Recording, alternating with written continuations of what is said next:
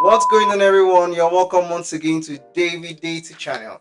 And on today's video, we're going to be continuing our series on A to Z of DBT. On our last video, which you can check in the link above or in the link in the description below as well, we talked about DBT artifacts. On today's video, we're going to talk about DBT build and why you should use DBT build versus using DBT run plus DBT test for your model deployment or for your DBT jobs deployment. Alright, so if this is the first time or returning viewer, thanks so much for joining in, and please don't forget to hit the like button and the subscribe button. Also the notification bell so you can be notified once a new video drops in. Alright, so let's jump into DBT build. Today's video is going to be something very simple and easy, and it's really around DBT build versus DBT run and DBT test. Now DBT build is a command that materializes your seeds, materializes your models, updates your snapshots, and also performs tests on your models. Before DBT build, for you to run your models, you had to use DBT run to run your models, test to test your models, snapshots for your snapshots, seeds for your seeds, right? But then with DBT build, you could just run all this model types, all these resource types, all in one single command, which is DBT build. And using DBT build as well, you could use your selector flags, you could use your selection flags, you could use the select flag, the exclude flag, resource type, defer flag, and selector flag as well.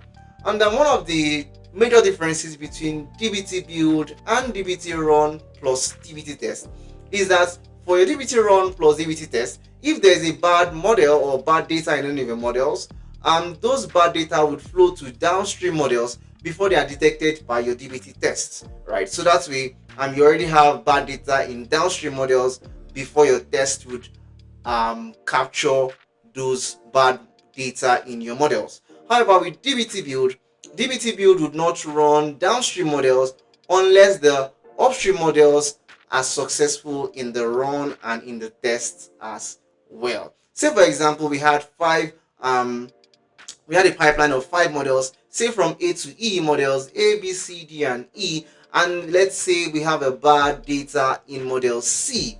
Now, if you did DBT run plus DBT test, DBT run would run all your models, assuming they are all fine from an SQL standpoint, and but then when you do DBT test, it's going to fail on C.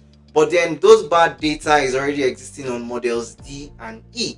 But then with DBT build will not run model D unless model C has passed the run of the model, has built the model in data warehouse, and also the test was successful as well. So this way you're only getting cleaned and proper data in your downstream models, right? So basically, for best practices, it is advisable to use DBT build as opposed to writing each command for every of your resource types. So if you have a snapshot in your model, in your project, you have seeds in your project, you have tests in your project and models to run in your project, instead of having each single command in your pipeline, say DBT run, DBT snapshot, DBT seed, DBT test, you could just have DBT build, and it's going to apply all these resources, or it's going to apply all these commands into your project, all by using DBT build command alone in your project.